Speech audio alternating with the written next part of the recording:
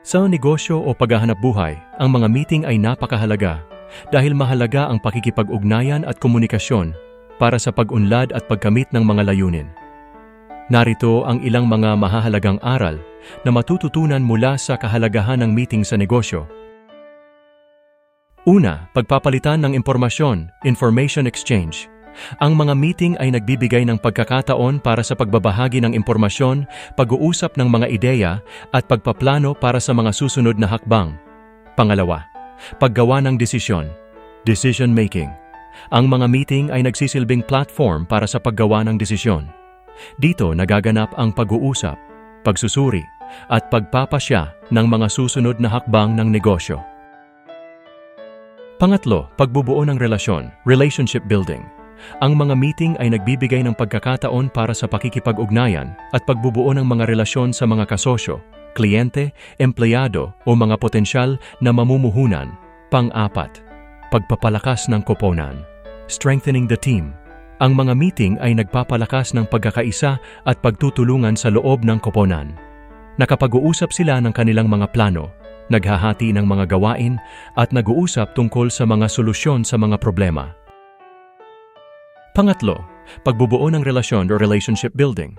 Ang mga meeting ay nagbibigay ng pagkakataon para sa pakikipag-ugnayan at pagbubuo ng mga relasyon sa mga kasosyo, kliyente, empleyado o mga potensyal na mamumuhunan. Pang-apat, pagpapalakas ng koponan, strengthening the team. Ang mga meeting ay nagpapalakas ng pagkakaisa at pagtutulungan sa loob ng koponan. Nakapag-uusap sila ng kanilang mga plano, naghahati ng mga gawain, at nag-uusap tungkol sa mga solusyon sa mga problema. At narito naman ang mga mahahalagang punto na dapat tandaan tungkol sa mga meeting sa negosyo. Una, paghahanda, preparation. Mahalagang maghanda para sa mga meeting.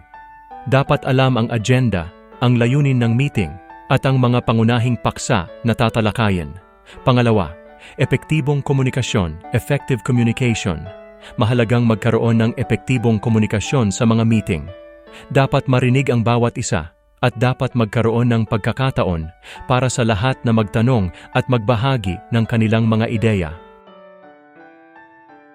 Pangatlo, pagiging produktibo. Productivity. Ang mga meeting ay dapat maging produktibo. Dapat may mga resulta, desisyon o susunod na hakbang na makuha sa pagtatapos ng meeting. Sa pangkalahatan, ang mga meeting ay napakahalaga sa negosyo. Ito ay isang paraan upang mapabilis ang pag-unlad, mapabuti ang pakikipag-ugnayan, at makamit ang mga layunin ng negosyo. Pagpalain nawa ng Diyos ang mga namumuno at namamahala sa negosyong binubuo, na sila Brother Bai, Brother June, Sister Carmen, Brother Johnson, Brother Brian, Brother Sam, Sister Francis, Sister Lina, Brother David, mag-asawang Brother Darwin at Brother Chris. Mabuhay tayong lahat. Amen.